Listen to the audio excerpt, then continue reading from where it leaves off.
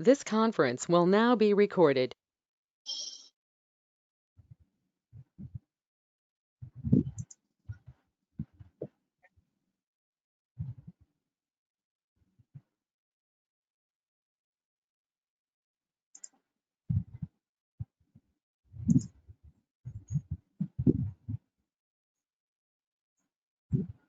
Okay, shall I start the class? Can you hear me? Yes, sir. Yes, sir. Yes, sir. Yes. Today topic femur and patella. So already lower limb bones are started. In the previous class, we studied the what are the bones of the lower limb and hip bone. Now today we study the femur in detail.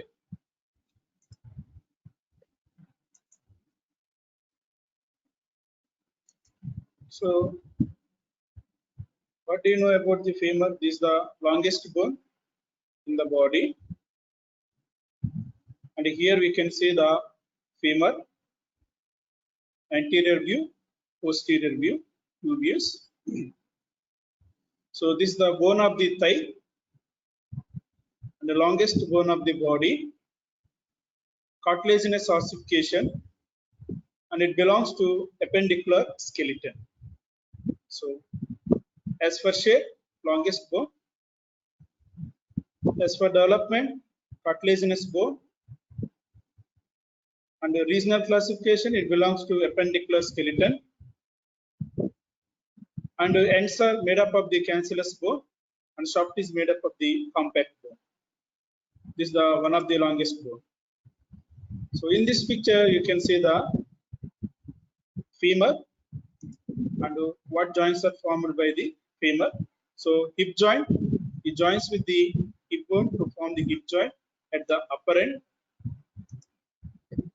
and joins with the tibia at the lower end to form the knee joint. Now we come to the parts of the femur, means the anatomy of the femur. So in this picture, you can see the parts of the femur. This is the anterior view. This one is the posterior view.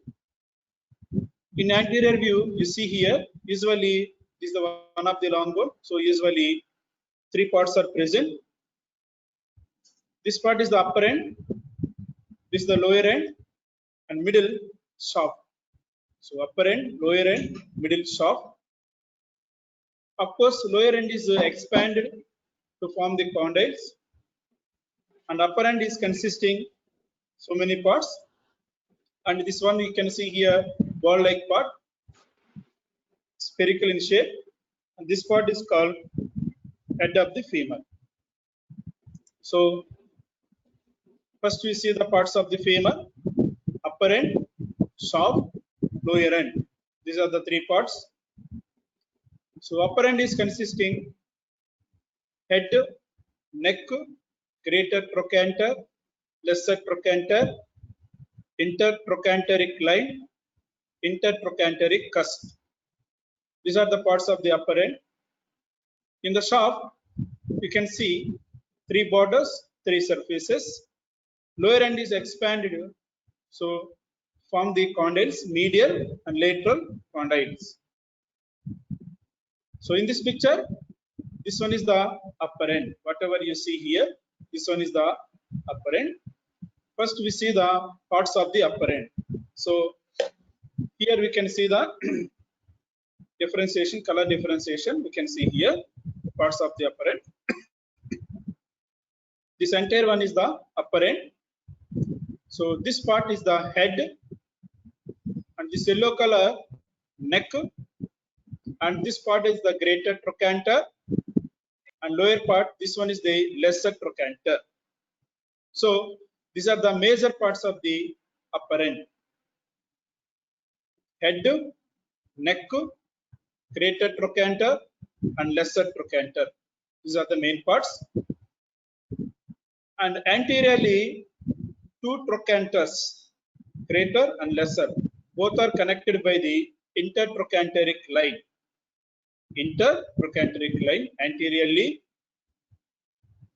Posteriorly, two trochanters joined by the intertrochanteric crest. Means in between the trochanters, anteriorly intertrochanteric line, posteriorly intertrochanteric crest. So these are the parts of the upper end. Once again, head, neck, greater trochanter, lesser trochanter, intertrochanteric line, intertrochanteric crest. These are the parts. So same parts you can see in this slide also. So head, neck, trochanters and lines and crest. Okay. Now, if you see the head, in the head of the head of the upper end, there is a center, there is a notch. That notch is called fovea. So next slide, I will show you in the picture.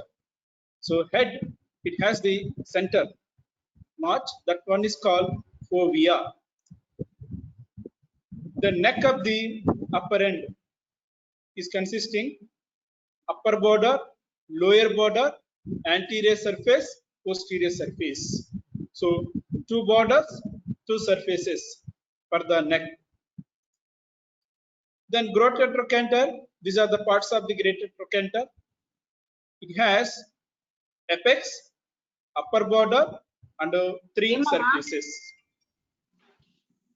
If you see the three surfaces, these are medial, anterior, and lateral. So this is about the greater trochanter. The lesser trochanter elevation present in the lower part of the upper end. Between the trochanters, we can see the line and crest. So these are the overall, these are the parts of the upper end. So fovea, borders and surfaces of the neck. Main important one, greater trochanter. So this one is the short notes question from the lower limb. This is the 3 marks question. Greater trochanter of the femur. So it forms the, it is made up of the apex, upper border, three surfaces. Surfaces are medial, anterior, and lateral. So these are the overall parts of the upper end of the femur. So in this picture, we can see the all the parts once. Whatever you see, this is the ball-shaped structure, spherical in shape. This one is called upper end. So this one is called head of the upper end. This one we can see here, and this is articular and joins with the acetabulum of the hip bone to form the hip joint. In the center of the this one, you can see the here notch or depression. This one is called fovea. This one is called fovea. So this is the head. Now we come to the, you see the neck. So this is the head. These are the trochanters. Between them, whatever you see, 5 centimeters length approximately, the longest neck in the bone. Okay. This one, whatever you see, this one is the neck of the femur. You see neck of the femur. So upper border, lower border, anterior surface, posterior surface. These are the parts of the femur, neck of the femur. And now we come to the, this is the greater trochanter. This one is the lesser trochanter. Okay. So in this picture, you can see here, head is forming the hip joint, and to this fovea, one ligament is attached, and this is the ligament of the head of femur. This one is the ligament of the head of the femur that is attached to fovea of the head, that we can see here in this picture. And this is the neck, almost to the entire length of the neck, almost to inside the capsule of the hip joint. Capsule of the hip joint only, almost to this is the neck. Now in this picture, we can see the greater trochanter. Whatever you see here, this is the greater trochanter. Usually it has the upper end that is called apex, upper border. Towards the head, this is the medial surface. This one is the lateral surface, and in front, anterior surface. So this one is the, and these are the parts of the greater trochanter. Okay, so this is about the upper end. So once again, Upper end has the head, neck, greater trochanter, lesser trochanter, intertrochanteric line, intertrochanteric crest. In the greater trochanter, apex, upper border, three surfaces. Three are medial, anterior, lateral. There are three surfaces, and medial surface has the notch or fovea is present in the medial surface also. That gives insertion for the obturator externus muscle. Okay, that's one. This is the upper end. Now we move to the shaft of the femur. So in this picture we can see the shaft of the femur. So this is the cross section of the shaft of the femur. So in this cross section we can identify three borders and three surfaces of the shaft. Here you see anterior surface, medial surface, lateral surface, three surfaces. Between the surfaces we can see borders, medial border, lateral border, and posterior border. These are the borders of the shaft. So this one. So once again, this picture also we can see. This is the shaft.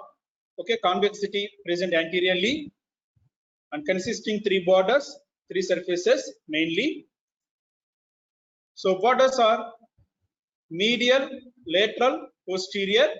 Borders of the shaft, three borders, medial, lateral, posterior. Surfaces are anterior, medial, lateral. You see here, almost here, all are similar. So medial surface, medial border, both are there. Okay, and the lateral border and lateral surface, that is also there. Only difference at anterior and posterior. In case of borders, posterior border is present. In case of surfaces, anterior surface is present. Okay, this thing. Then posterior border of the, and that means if you see middle 1/3, you see here in this picture, this is the posterior view of the shaft of the femur. In this picture, posterior view. So in the posterior view, whatever you see lines in the middle, this one is called posterior border of the shaft of the femur. This one is the posterior border. Actually, this posterior border in the middle 1/3 is prominent. So middle 1/3 posterior border is prominent, and that part is called linea aspera. This part is called linea aspera. So middle 1/3 of posterior border of shaft, that is called linea aspera. This is prominent. Usually it has the two lips, outside outer lip, inside inner lip. How can you identify the outer lip and inner lip here? So simple here. Whatever you see towards the head of the femur, this is the head of the femur, that is called medial side of the femur. So head is present, medial side of the femur. So towards the head, this is the medial lip of the linea aspera. Like that, towards the head, this lower end part is called medial condyle. That means towards the head side, that is the medial side of the femur. So in this middle 1/3 is prominent posterior border. This one is called linea aspera. So it is consisting medial border, medial lip and lateral lip. Two lips are there.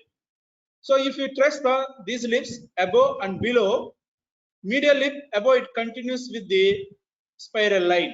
This is the spiral line joins with the intertrochanteric line. And lateral lip above is continuing with this rough area. This rough area is called gluteal tuberosity. Now we trace the two lips in lower part. So medial lip below it is continuing with the medial supracondylar ridge. Lateral lip below is continuing with the lateral supracondylar ridge. So this is about the linea aspera. So I am talking about the posterior border of the linea aspera. So posterior border of the shaft, that is called linea aspera. This is the 2 marks question, very, very important. So once again, in this slide also, we can see the linea aspera. So 3 borders, posterior, middle 1/3 of the posterior border is prominent.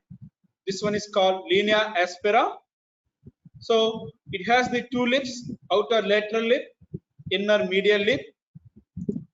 And lateral lip above, it continues as gluteal tuberosity. Below, it continues as lateral supracondylar ridge. Medially, above continues as spiral line. Below, it continues as medial supracondylar ridge. That's enough. So, below usually corresponding supracondylar ridge are lines. Lateral above continues as gluteal tuberosity. Medially above continues as spiral line. So, this is about the surfaces and borders of the shaft. So, in case of the shaft, we can say fourth surface is also present.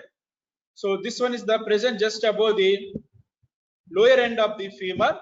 So, whatever you see above the lower end of the femur, there is a triangular surface, and this triangular surface is called popliteal surface. Popliteal surface. So, popliteal surface is present in between the medial and lateral supracondylar lines.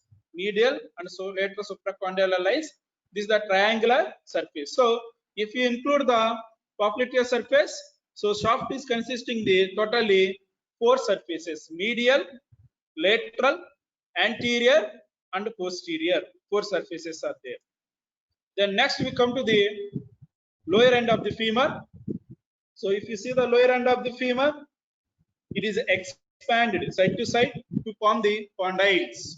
So in this picture, we can see here medial condyle, this one expanded part. This one is the lateral condyle. So between the medial and lateral condyles, posteriorly we can find the notch. This one is called intercondylar notch. This one is the intercondylar notch posteriorly. So between the two condyles. So this is the lower end. Now we come to the surfaces of the two condyles. So medial surface is consisting the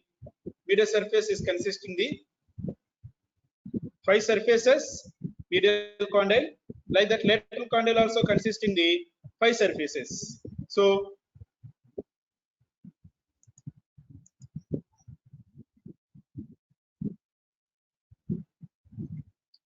in this picture we can see condyles. So medial and lateral, they consisting the five surfaces: anterior, posterior,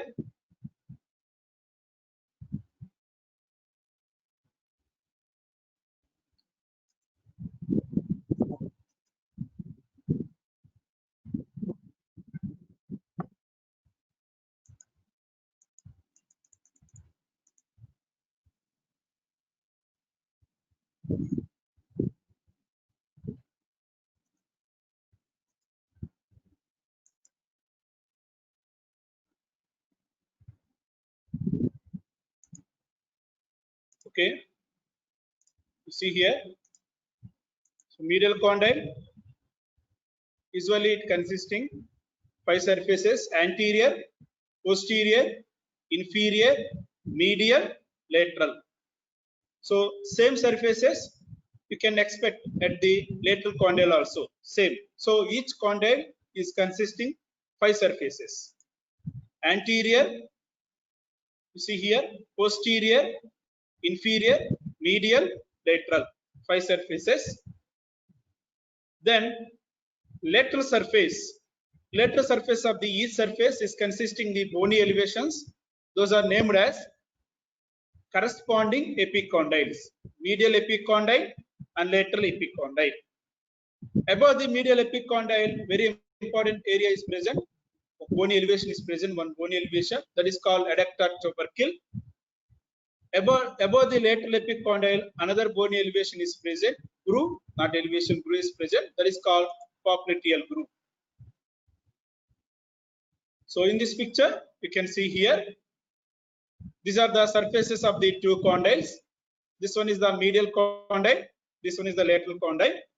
Usually these two condyles, they join with the tibia and the patella to form the knee joint. So knee joint is the complex joint, is formed by the three bones: femur, tibia, patella.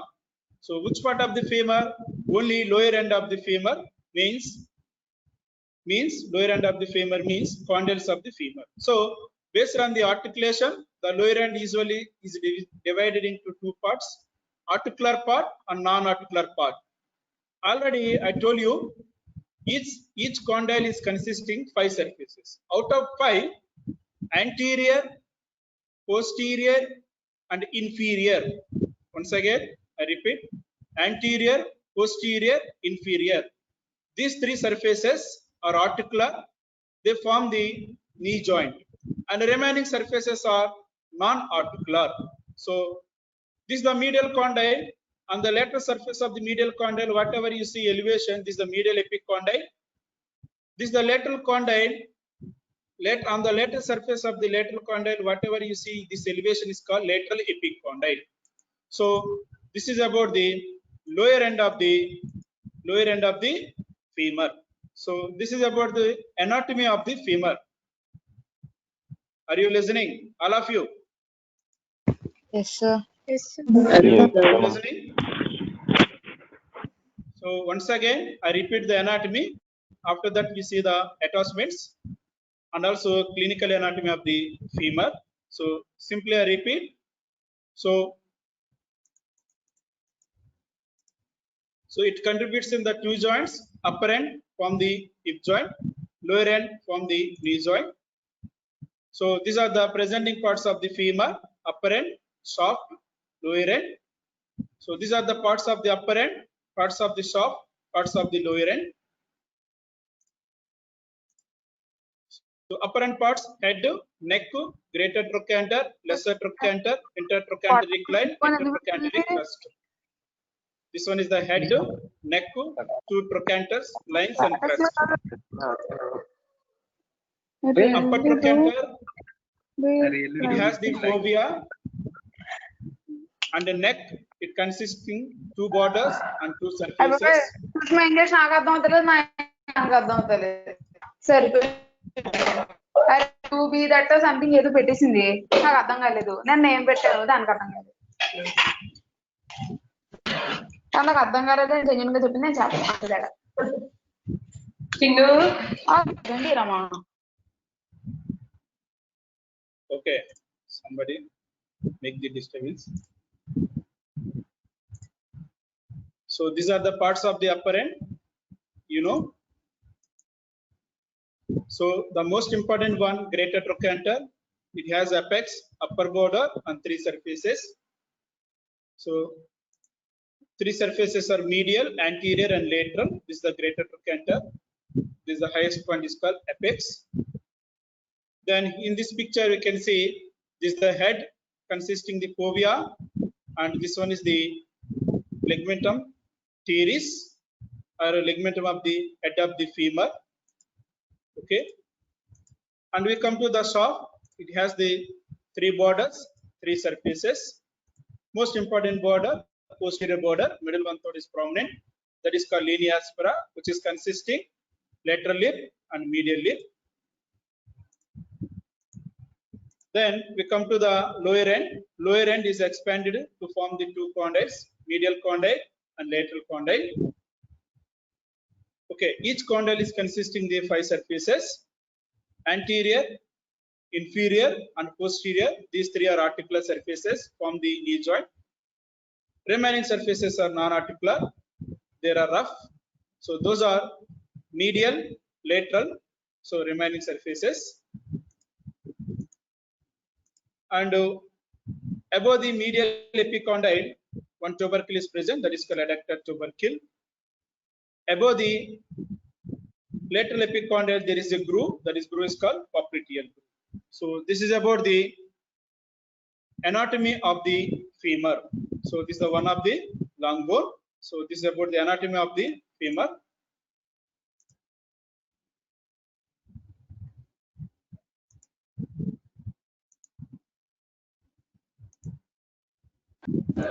Okay, now we come to the attachments of the femur here. So here we can see the number of muscles they take origin and insertion to the femur, and also number of ligaments of hip joint, ligaments of the knee joint and the capsules. These are also attached to the femur. So all these details we are going to learn in the next coming classes. So right now here I explain only, I tell you only important attachments of the femur. Okay, see one by one.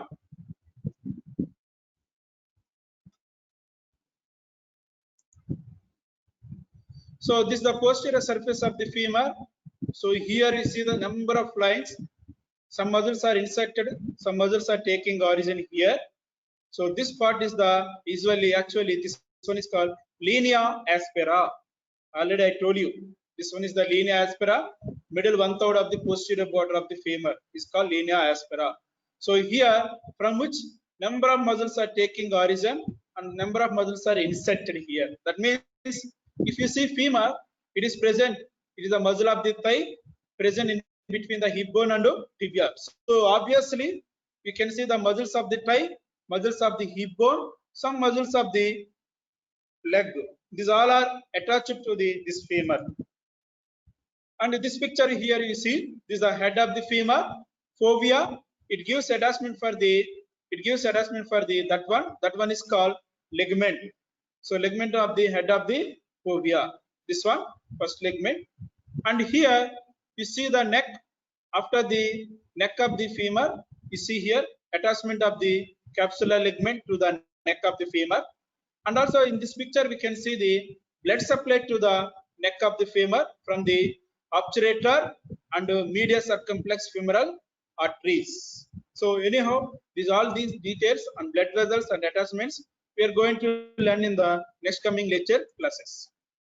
So in this picture we can see what are the ligaments attached to the lower end of the femur.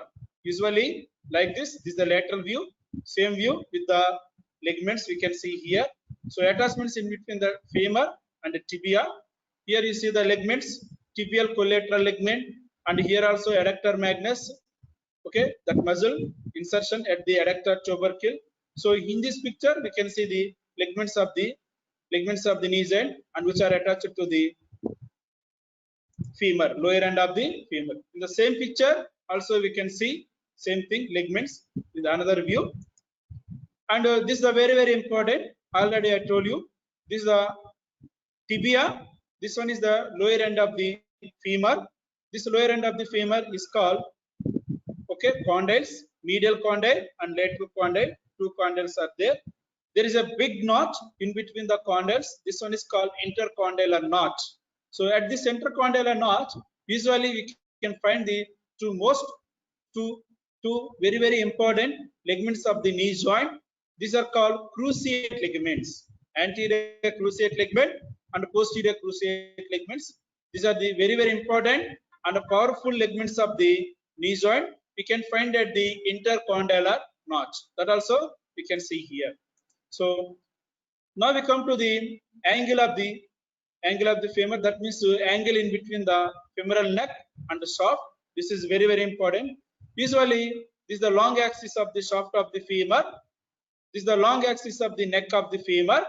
We can see the angle in between the shaft and the neck of the femur. Approximately this angle is 125 degrees. Approximately this angle is 125 degrees, around 125 degrees, usually 115 to 140 range. This is the normal angle or inclination in between shaft of the femur and the neck of the femur. So coxa vara means if this angle is less than the 115 degrees, you see here normal range around the 125 degrees. If this angle in between the shaft and the neck here in this picture here, if this is less than the 115 degrees, and this condition is called coxa vara. This is the short notes question, 3 marks question. Coxa vara means if the angle in between the shaft and neck is less than the 115 degrees, that is called coxa vara. Okay, so in this picture also we can see here coxa valga. Previous one is the coxa vara. This one is the coxa vara. That means if this angle is greater than the 140 degrees, if the angle is greater than the 140 degrees, that one is called coxa valga. Here you see normal angle in between the shaft and that one. If that angle is more than 140 degrees, that is called coxa valga. So in this condition, increased pressure into the joint, that hip joint. So coxa valga, these are the symptoms. What are the problems? Okay, lengthens the limb, mimics the contracture of the tip of the abductors, reduce the load on the femoral neck, increase the load on the femoral head. This is the condition of the coxa valga. Coxa valga means increase the angle more than the 140 degrees. So in this picture, we can see here, this is the normal angle in between the shaft and neck. This is the coxa vara. Okay, this one is the coxa valga. So increased here, here decreased the angle, here increased the angle. So coxa vara, coxa valga, these two are short notes questions from the neck of the femur.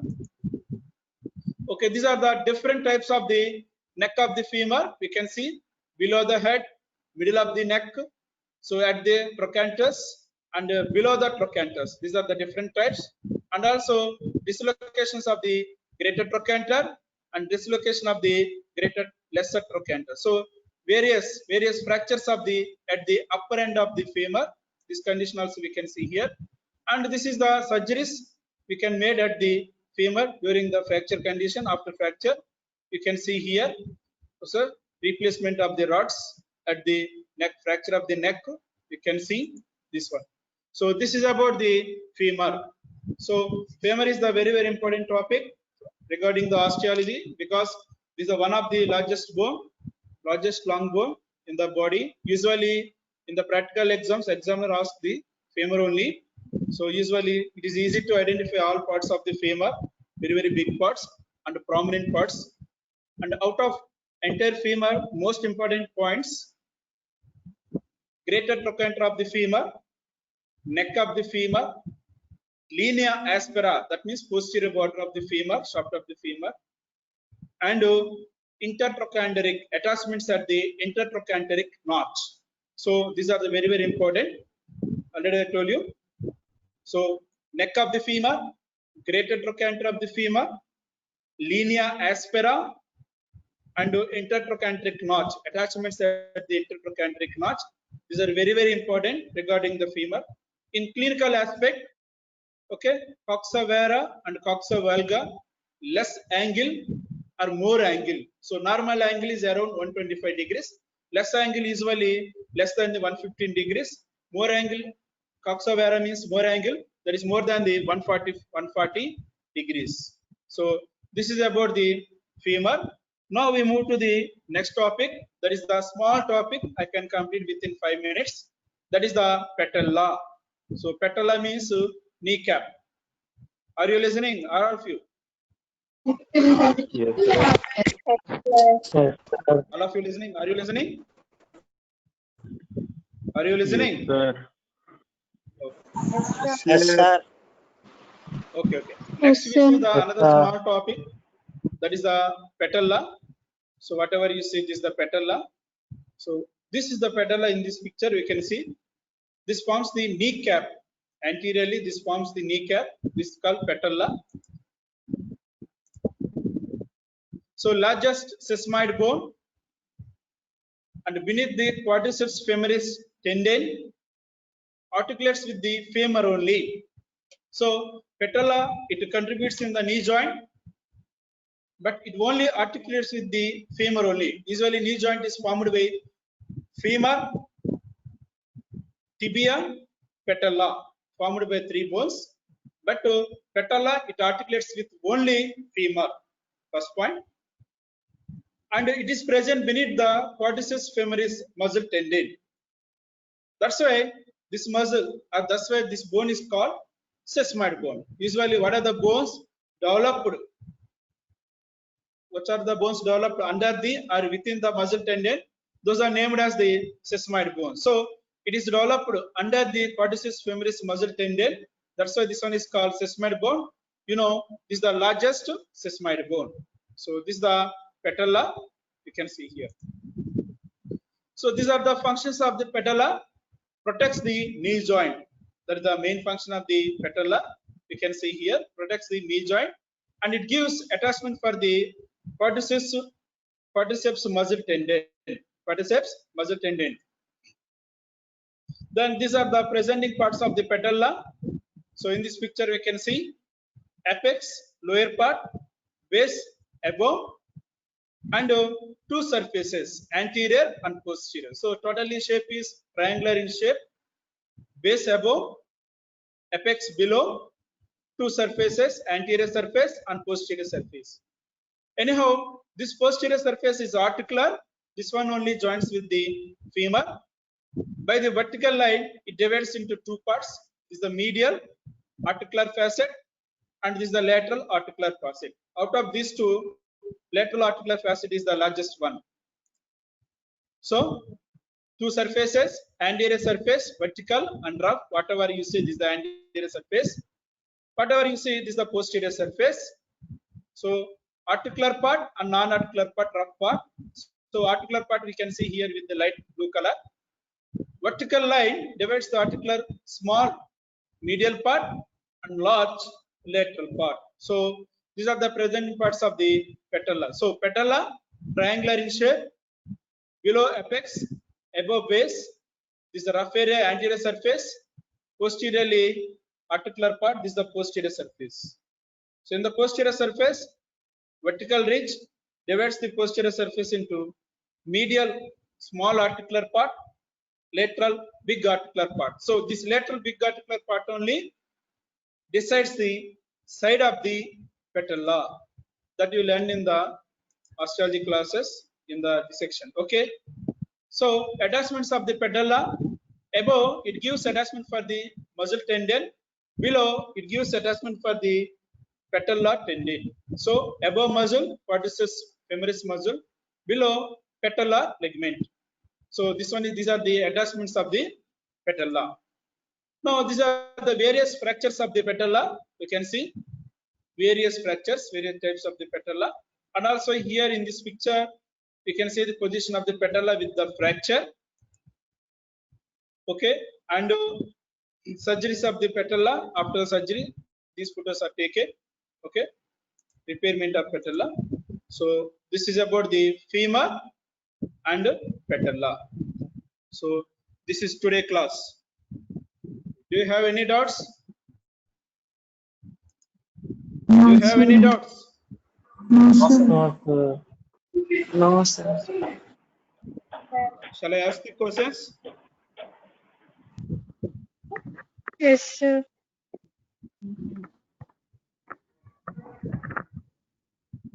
What is the coxa varus?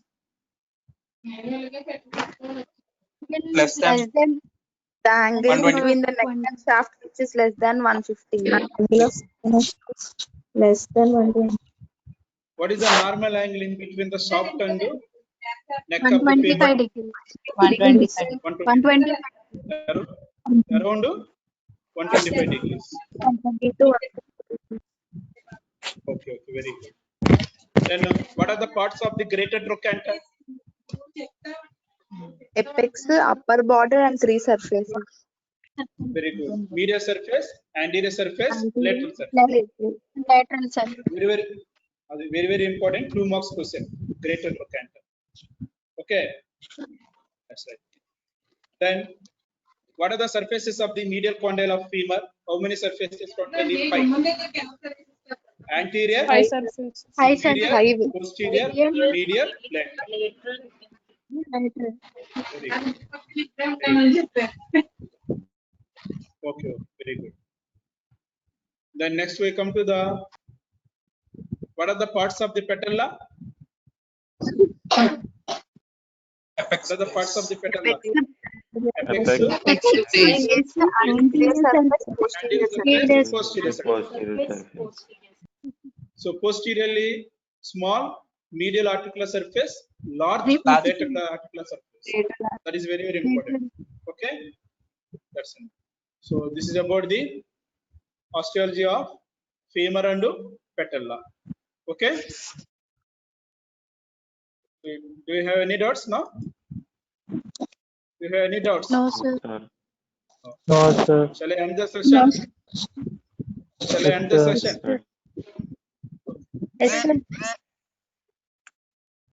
Thank you, sir.